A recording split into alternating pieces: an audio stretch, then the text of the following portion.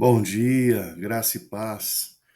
Queridos, quero compartilhar com vocês hoje um texto que está na primeira carta que Paulo escreveu aos Coríntios, no capítulo 10, o versículo 1, um capítulo muito importante porque vai relatar a experiência daqueles que saíram do deserto, passaram pelo Mar Vermelho, iniciaram uma caminhada rumo à Terra Prometida e, infelizmente, muitos deles não chegaram.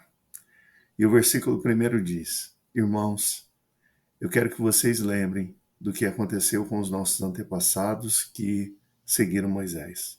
Todos foram protegidos pela nuvem e passaram pelo Mar Vermelho.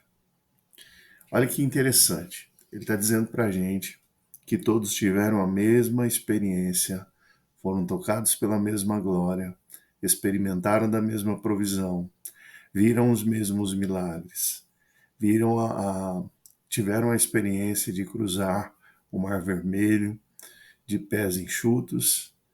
Mas o que aconteceu nos versículos seguintes é Paulo relatando para os irmãos lá de Corinto que, mesmo tendo todos eles passado pela mesma experiência, experimentado da mesma provisão, comeram do mesmo maná, experimentaram as codornizes, comeram as codornizes no deserto, ou seja, toda a provisão de Deus, tomaram da mesma fonte de água, mesmo assim, uns prosseguiram e outros pararam.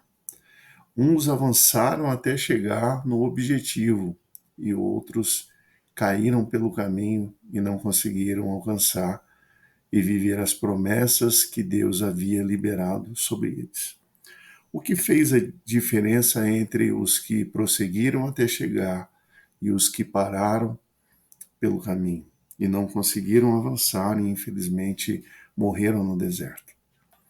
A grande questão que Paulo vai trazer para a gente aqui mais para frente, em alguns versículos posteriores, ele vai falar sobre o pecado, porque muitos deles optaram pelo pecado. Pecado da idolatria, da murmuração e tantos outros que são colocados ali. Portanto, o que faz a gente, o que nos impede de avançar na caminhada com o Senhor, continua sendo a mesma coisa.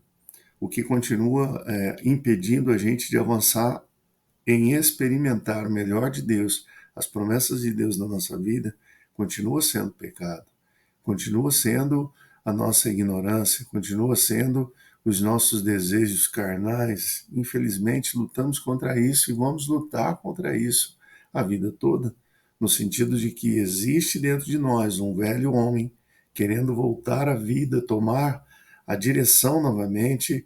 Existe um velho homem dentro de nós tentando ditar as regras, porém agora, quem dita as regras no nosso espírito, quem ministra o nosso coração, quem nos dá a direção e propósito é o Espírito Santo, é a palavra de Deus. E se nós não entendermos isso, por mais que seja o nosso desejo de avançar, de crescer, de alcançar a maturidade em Cristo, por mais que seja a nossa vontade, vamos perecer se nós não atentarmos que os desejos, nossos desejos, são contra nós. A nossa vontade é contra nós. Em Jeremias, nós lemos que o coração do homem é corrupto, é desesperadamente corrupto. Só Deus conhece o coração do ser humano, porque Ele é quem esquadrinha, é Ele quem conhece. Portanto, o que fica aqui diante de nós é que nós temos uma luta para travar. Paulo, escrevendo aos Gálatas, vai dizer que a carne milita contra o espírito e o espírito milita contra a carne. Isso significa que há uma batalha no nosso coração. Joyce Meyer escreve um livro muito interessante chamado A Batalha da Mente, onde é travada realmente uma batalha espiritual, e ela diz que essa batalha espiritual ela é travada na nossa mente, onde nós vivemos entre a escolha de fazer a vontade de Deus e o diabo nos tentando para que o pecado vença o nosso coração para que o pecado vença e nos leve pelo caminho da destruição. Então, o que fica para a gente hoje é: permaneça firme no caminho do Senhor, continue resistindo, vá em frente, não perca a visão, mantenha-se no propósito e saiba que a vontade de Deus para a sua vida continua sendo boa, perfeita e agradável. Continue firme, não desista, não ceda aos seus desejos, não se entregue ao pecado. Permaneça firme em santidade no Senhor, com o teu coração completamente voltado a Ele.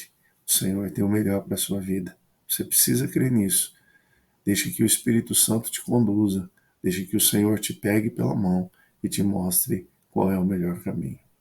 Um grande abraço para você, que Deus te abençoe, te fortaleça e te faça um vencedor a cada dia e em cada batalha. Afinal de contas, a palavra do Senhor para nós é que em Cristo Jesus somos mais que vencedores. Deus te dá a vitória. Toma posse dessa palavra, viva essa palavra, ore esta palavra e busque a tua vitória no Senhor. Vamos orar? Ó Deus Todo-Poderoso, oramos em nome de Jesus, agradecidos ao Senhor, porque por maior que seja a batalha, por maior que seja a tentação, por maior que seja a prova pela qual estamos passando, o Senhor está conosco e o Senhor há de nos dar a vitória, em nome e para a glória do Senhor Jesus. Espírito Santo nos dirige, Espírito Santo nos fortaleça, Espírito Santo nos ajude. Que a tua palavra seja a nossa base, o nosso fundamento, para que possamos prosseguir adiante e crescer. Em nome de Jesus. Deus te abençoe, querido. Não se esqueça, muitos começam, poucos terminam, porque muitos acabam ficando pelo caminho, porque perdem a visão e perdem o propósito. Deus te abençoe e te fortaleça em nome de Jesus. Sou o pastor Alexandre, estamos juntos nessa caminhada de fé com Jesus. Deus te abençoe, um ótimo dia.